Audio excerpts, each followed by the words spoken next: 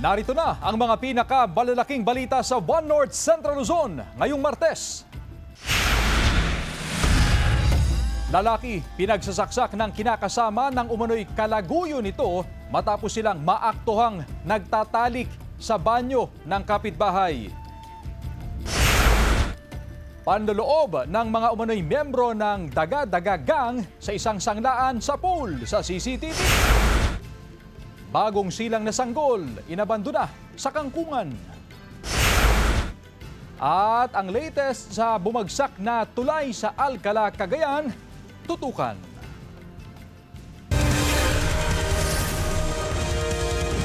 Ito ang GMA Regional TV, One North Central Luzon. Magandang hapon, ako si Chris Zuniga. Bumigay ang Pigatan Bridge sa Alcala, Cagayan matapos daanan ng ilang truck. Hindi bababa sa 7 katao ang sugatan. Tutukan sa report ni CJ Turida. Bumigay ang Pigatan Bridge sa Alcala, Cagayan pasado alas 4 kahapon matapos dumaan ang ilang truck na puno ng palay at mais. Hindi bababa sa 7 ang sugatan sa insidente. Ayon sa Department of Public Works and Highways, tig 50 tonelada ang bigat ng mga truck na sabay-sabay na dumaan sa tulay kahit 18 tonelada lang ang kapasidad nito. Ayon kay Alcala Mayor Tin Antonio, 45 taon na ang nasabing tulay. Ito ang pinakamatanda sa kanilang bayan. Sa pahayag ng isa sa 4 na truck driver na si Jonathan Relos, segundo lamang nang marinig at maramdaman nila ang malakas na pagbagsak. Maghahatid sana siya ng 650 na sakong hinakot na palay para ibenta sa Kawayan City, Isabela. Ayon naman sa isa pang driver na si Patrocinio Batad, akala nila ay lumindol lang. Tinangi ko nga sunod na tinapok. Hindi ko sir, biglang naglindol kayo lugan mo yan. Tinapok ko na naglindol lang. Hindi ko sir, biglang agtupak kayo lugan mo yan, nagbaba. So nga nagigim na kayo Minabela sir. Nagigim na altan na lang yung Minabela, ang kidin ko latang sir. Maghahain ng reklamo ang Cagayan Provincial Government laban sa mga may-ari ng mga dumaang truck.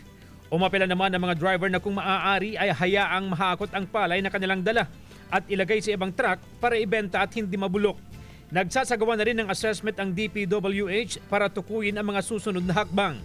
Samantala, sinabi ni District Engineer Oscar Gumiran ng DPWH 1st Cagayan District Engineering Office na hindi pa muna sila makakapagbigay ng iba pang detalye dahil hindi rin nila gustong pangunahan ang aksyon ni DPWH Secretary Vince Dizon.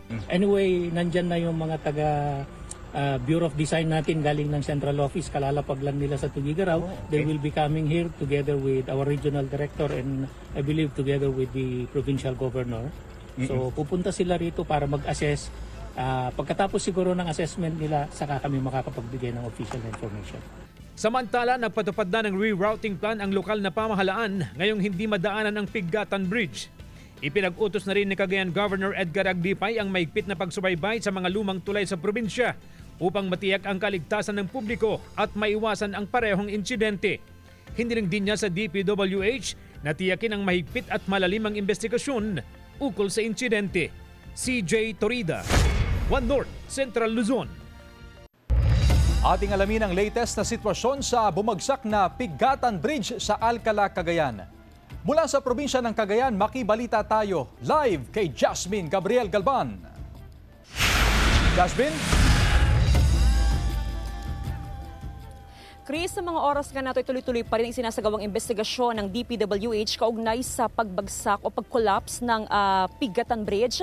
Dito nga yan sa bayan ng Alcala sa probinsya ng Cagayan at meron ng mga nakadeploy na mga miyembro ng TFLC, mga PNP, mga BFP na bukod doon sa umaalalay sa mga motorista dahil ilang metro lamang yung layo nung detour dito mismo sa tulay.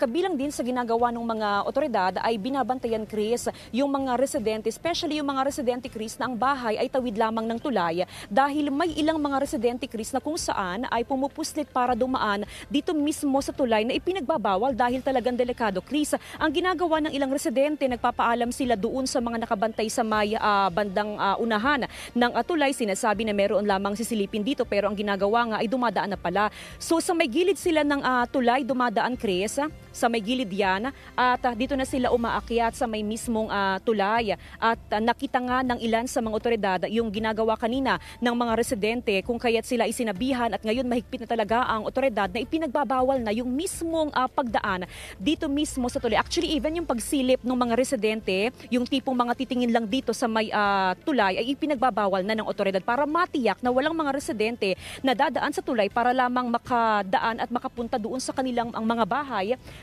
sa lampas lamang ng tulay. Samantala, Chris, ipakita ko lamang yung sitwasyon ngayon dito sa may Pigatan Bridge. Eto, Chris, yung mga sasakyan na involved doon sa aksidente. Eto yung trailer truck, 14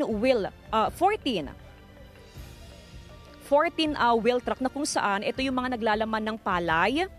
Sa kanyang likuran, Chris, ay ando doon yung magkasunod naman na mga truck na nasa likod. Makikita natin na halos buntot lamang nitong 14 wheel truck. Yung dalawang magkasunod naman ay 10 wheel truck at doon sa may mismong harapan naman, sa may mismong bungad, paglampas o lalampas pa lamang ng tulay, yaan naman yung 16 wheel truck na kung saan naglalaman yan, Chris, ng mga bakal at ng mga semento. So napakabigat talaga. So yan yung sitwasyon ngayon, Chris.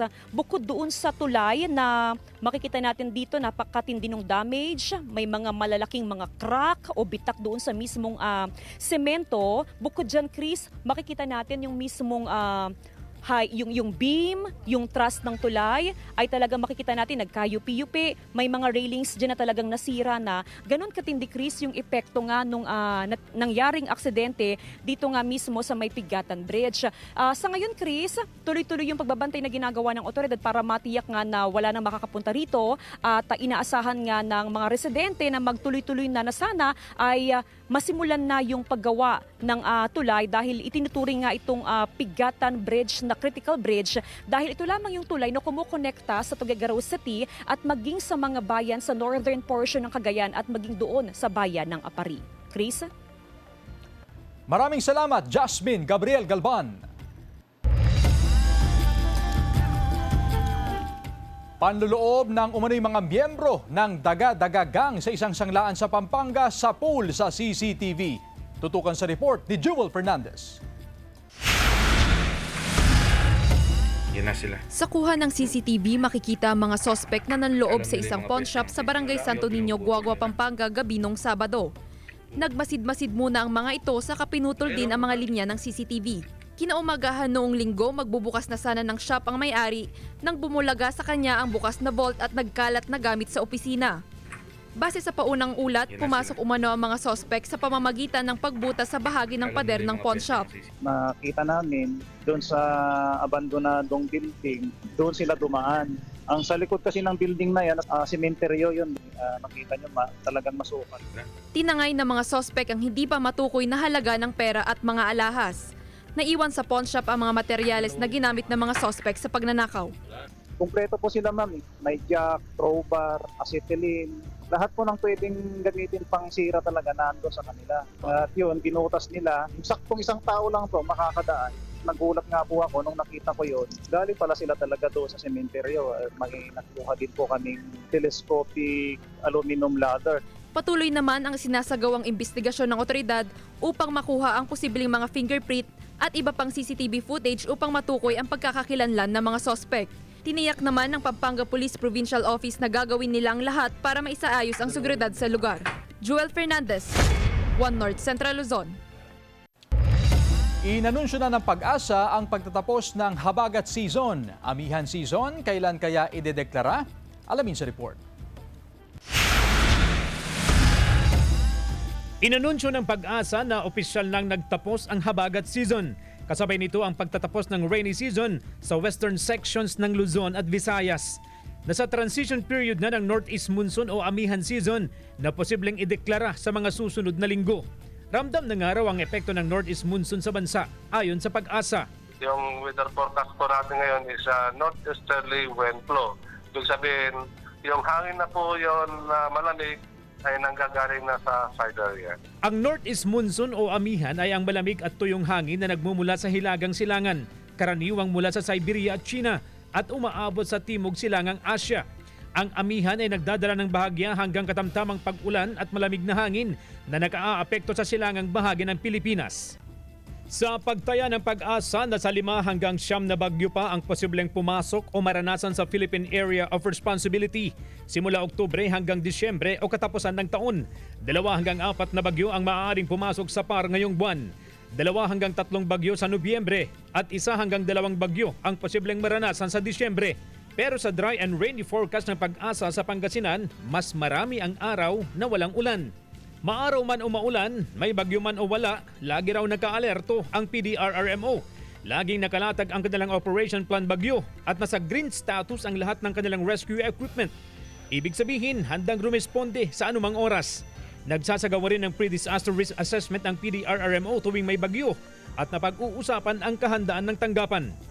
Nandyan yung ating response cluster na nakaantabay lagi, nakasuporta kung kinakailangan. Kasama si Jing Dakanay, CJ Torida, One North Central Luzon.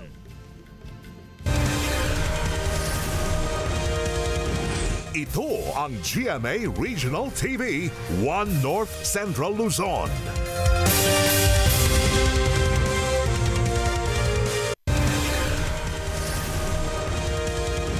Ito ang GMA Regional TV, One North Central Luzon. Monitoring kontra botcha pinaigting sa Mangaldan Public Market ngayong Burr Months. Yan ang balitang tinutukan live ni Sandy Salvacio. Sandy? Chris, ngayong Burr months ay tumataas na namang muli yung demand sa karne. Dahil dyan ay mahigpit ngayon na binabantayan ng lokal na pamahalaan yung mga nagbebenta ng botcha o yung dead meat na tinatawag natin. Gayunman, ayon naman sa SINAG, ay wala pa naman daw silang natatanggap na report o sumbong patungkol sa mga kasong ito. Subalit, isa rin sa binabantayan ngayon ng SINAG at ng lokal na pamahalaan ay yung mga nagbebenta ng mga hindi na sariwang karne.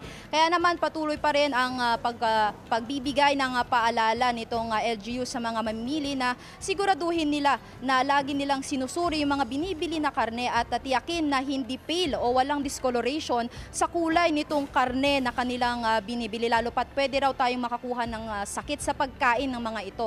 Samantala dito naman sa Mangaldan Public Market, Chris, ay bumaba yung presyo ng karne ng manok at baboy habang stable naman yung presyo sa karne ng kalabaw at baka. Ngayong araw kasi pumalo na sa 200 to 220 pesos ang kada kilo ng manok, 370 pesos sa presyo ng kada kilo ng baka at baboy, habang nasa 420 pesos naman ang kada kilo ng kalabaw. Ngayong buwan ng Oktubre, kasabay rin ito, bumaba rin yung presyo ng live weight sa manok at baboy habang stable din sa live weight na baka. Yan muna ang mga latest na presyohan mula rito sa Mangaldan Public Market. Balik sa iyo, Chris.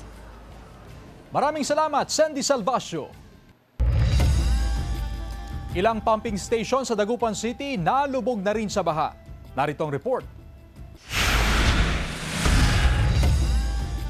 Nalubog sa baha ang ilang pumping stations ng Pamana Water Corporation sa iba't ibang lugar sa Dagupan City, tulad ng pumping station na ito sa Barangay Lasip Chico. Pero tiniyak ng pamunuan na ligtas ang tubig na nagmumula sa mga pumping station papunta sa mga kabahayan. Ayon sa pamunuan ng korporasyon, may built-in chlorinator ang bawat pumping station, kaya patay na raw ang bakterya bago pa man lumabas sa mga gripo. May sun separator at filtration din ang mga pumping station. Safe yung ating mga balon, pati yung mga pipelines natin bago dumating yung mga sakuna na yan. Regular ang bacteriological test ng water samples mula sa Pamana Water. At kada taon, pasado ito sa proficiency testing ng National Reference Laboratory. Ibig sabihin, Accurate o wasto ang ibinibigay na resulta ng Pamana Water. So happy naman po kami dito sa Dagupan City Water District Laboratory po under the management of Pamana na excellent po yung award po namin. Wala rin daw problema sa supply ng tubig. Ang reservoir na ito sa Pamana Compound may laman na 2,500 cubic meters ng tubig. 6 na pumping stations ang sinusuplayan nito. Tutok din daw ang mga pump operator upang matiyak na umaandar ang mga pumping station at may supply ng tubig kahit may baha. Wala naman daw problema sa supply ng tubig sa bahay ng pamilya Berot sa Barangay Maluwad. Hindi rin daw problema ang water pressure. Lakas naman po. Opo. Nasusuplayan na po nila kahit umaga, kahit na magkakasabay kaming gumagamit. Kasama si Jing Dakanay, CJ Torida, One North Central Luzon.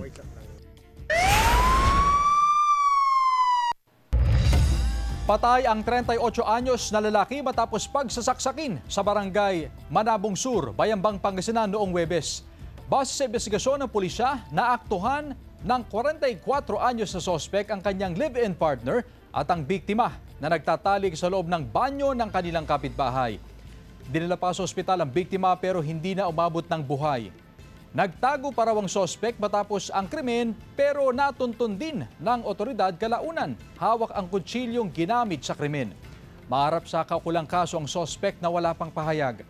Hindi rin nagpaunlak ng panayam ang live-in partner ng sospek. Wala ring pahayag ang kanilang kapitbahay na nagpatuloy sa dalawa.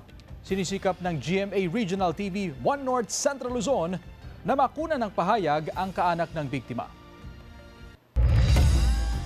Arestado naman ang 24 anyos na SK chairman sa Batac City, Ilocos Norte dahil sa kasong sexual assault at rape. Batay sa investigasyon ng pulisya, naaresto ang sospek sa kanilang bahay sa bisa ng warrant of arrest.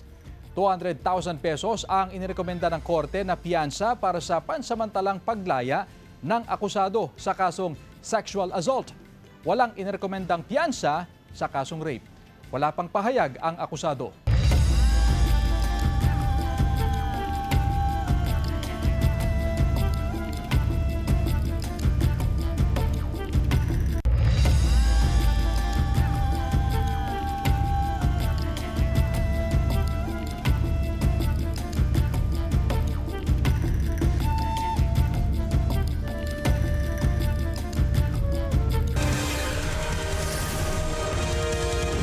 Ito ang GMA Regional TV 1 North Central Luzon.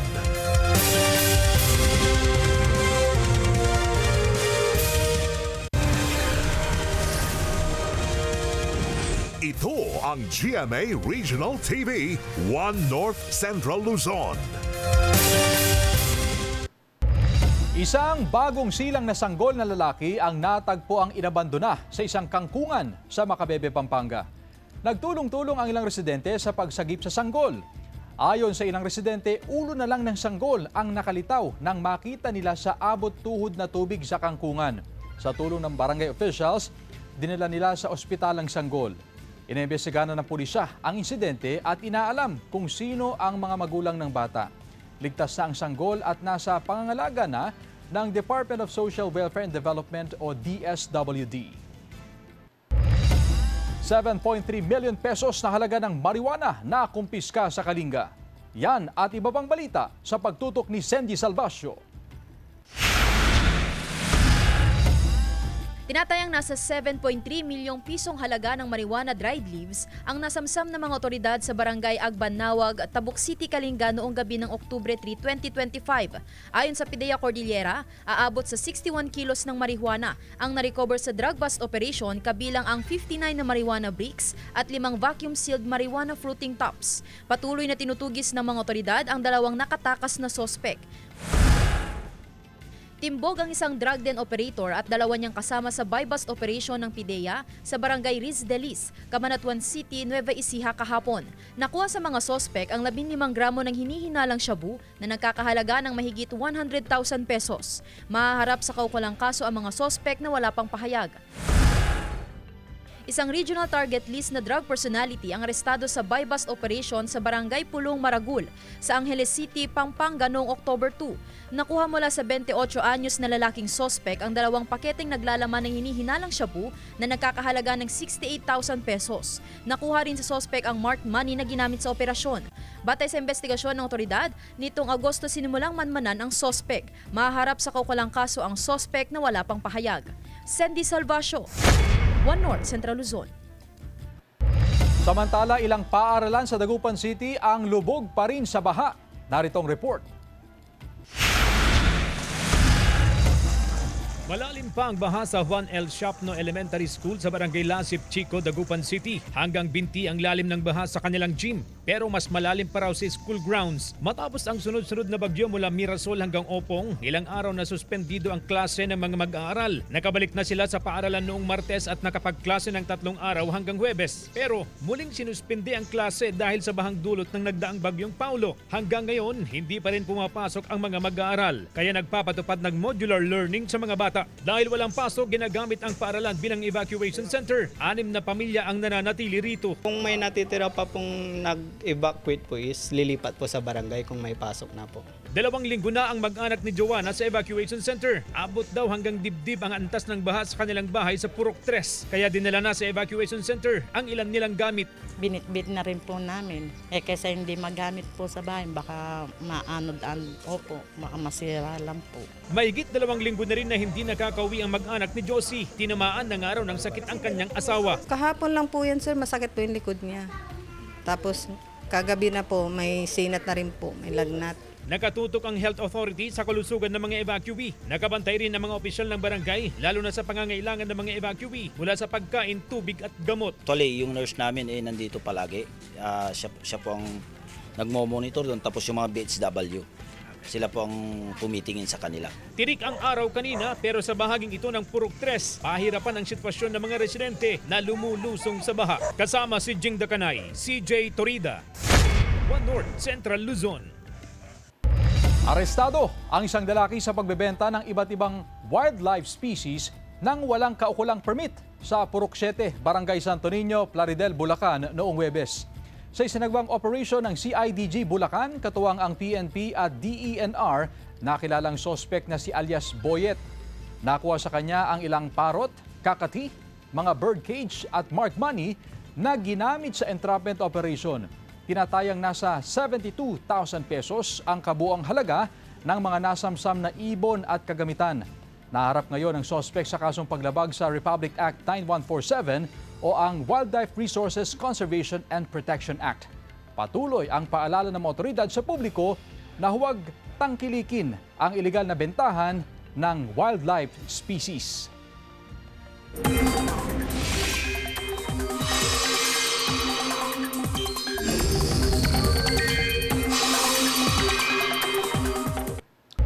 Mga kapuso, 2 bagyo na ang nasa labas ng Philippine Area of Responsibility. Ang Typhoon Halong at ang isa pang tropical depression na masyadong malayo at ayon sa Pag-asa ay walang epekto sa bansa. Intertropical Convergence Zone o ITCZ at northeasterly wind flow ang iiral at makakaapekto sa iba't ibang lugar.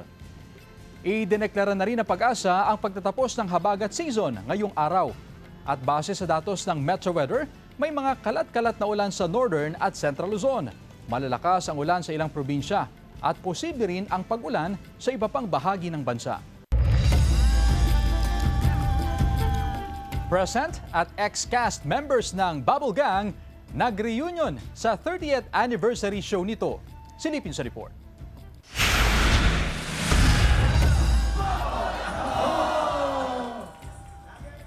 Tatlong dekada nang nagbibigay ng saya, katatawanan at good vibes ang longest-running Kapuso Gag show na Bubble Gang.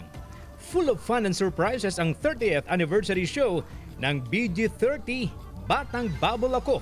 Present ang mga bumuo sa Bubble Gang mula noon hanggang ngayon. Kabilang dyan ang ilang former kabubble, gaya ni Diana Zubiri, Aramina, Maureen Larazabal at Alma Concepcion. Di rin nagpahuli si Peggy Ingina, Valin Montenegro, pati na sina Juancho Trevino, Ara San Agustin at Faye Lorenzo. Si Kapuso comedy genius Michael V, di na iwasang maging emosyonal, lalo na nang makita ang ilan sa mga naging dating kababol. Nung nandito na, ano na rin buntik na akong bumigay dahil na-miss ko talaga sila I miss working with them. Kahit yung simpleng pagkain lang with them sa dressing room, nakakamiss yung mga ganung experience. Sa 2-part anniversary show, mapapanood ang ilang old and new segments na tatak bubble that will bring nostalgic feels. We're very thankful to GMA na hindi nila kami pinababayaan. They find ways na they make sure na bubble stays relevant. We're very thankful. Lalo na ngayon. Yes. Lalo ngayon. At saka ngayon, patapang na kami na patapang. Talagang kababol ako, ilang taon na rin naman at sobrang happy ako. Forever grateful ako para sa Bubble Gang at happy ako dito sa 30th anniversary. Guest din sa anniversary show si Kera Mitena, Rian Ramos, na minsan na rin naging semi-regular cast ng gag show. It was one of the happiest experiences for me kasi talagang dream ko, bata pa ako, na maging komedyante. Mixed emotions naman ang naramdaman ni Diana nang maimbitahan as guest sa naging tahanan din niya ng ilang taon. Parang I realized na I'm just happy maybe, kaya parang nalungkot ako dahil at least kahit papaano nandito ako sa celebration. Balik bubble din si Ogie Alcacid na dapat daw abangan kung anong iconic character ang muli niyang bibigyang buhay. Guest din sina Kelvin Miranda, Ayay de las Alas, Esnir at Jillian Ward, pati na si unkabaggable star Vice Ganda na finally ay natupad ang wish na mag-guest sa Kapuso Gag Show. Dream ko kasing mag-Bubble Gang. Nag-aantay lang din ako ng imbitasyon. Last week, ipinost ni Vice sa IG story ang natanggap na bouquet of flowers mula sa BG. Batang bubble na raw si VG. Si Bitoy naman, ibinahagi rin ang dressing room ni Vice. Nakakatuwa dahil pareho kami ng wish at parehong natupad dito sa Bubble Gang and hopefully ito na yung simula at hindi ito yung wakas. Mapapanood na sa October 19 and 26 ang 2-part 30th anniversary show ng Bubble Gang. CJ Torida, One North Central Luzon.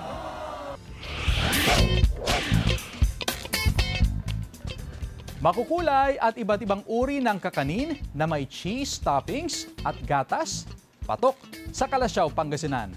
Ating tikman sa report. Sino ba naman ang hindi matatakam sa nakahilerang mga kakanin na ito sa Barangay Gabon, Kalasyaw, Pangasinan? May sapin-sapin, latik, kasava, tapong, puto at marami pang iba. Pwedeng kada bilawang order o di kaya assorted sa halagang 50 pesos. Si Jericho araw-araw bumibili ng pangmerienda. Masarap siya tapos mura. Yung budget is sakto para sa pangmerienda namin. Ayon kay Kuya Dong, may-ari ng negosyo, pagmamahal ang sikretong sangkap ng kanilang mga paninda. Nagmula pa raw sa kanyang lola ang paraan ng pagluluto niya ng kakanin. Number 1 po kasi ang pagluto ng bibingka is dapat may halong pagmamahal yan. Tapos, kailangan asikasuhin. Kung inasikaso mo yung gawa mo, babalik-balikan ka ng tao. Nagsimula raw ang kanilang negosyo sa paglalako ng kakanin sa bilao sa gilid lang ng kalsada at sa pamamagitan ng online selling taong 2018. Hanggang sa nitong Agosto 2025, nakapagpundar na sila ng sarili nilang pwesto. Kahit papano, nakakaraos din araw-araw. Kahit ilan lang, basta kahit papano nakakaraos ng pang-support sa araw-araw ng panggastusin. Mahigit 20 tray ng kakanin ang kanilang naibebenta kada araw. Bestseller ang kanilang special latik na maliban sa tradisyonal na sangkap ay mayroon ding cheese toppings at gatas. Gayunman, hindi pa rin daw tumitigil ang mag-asawa sa paggawa ng mga kakanin with a twist na siguradong tatakam sa mga customer. Kasama si Henry Dominsil, Sandy Salvacio, One North Central Luzon. Mga kapuso, 79 days na lang. Pasko na.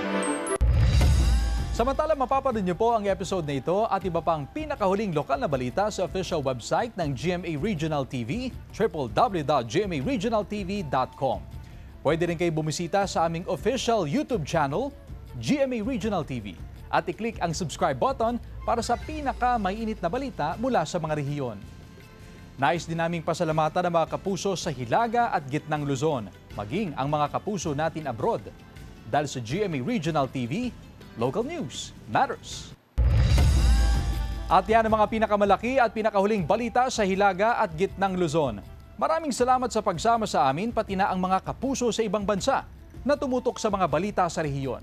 Ako po si Chris Zuniga. Kami ang GMA Regional TV, One North Central Luzon. buong puwersa para sa mas malaking misyon at mas malawak na paglilingkod sa bayan.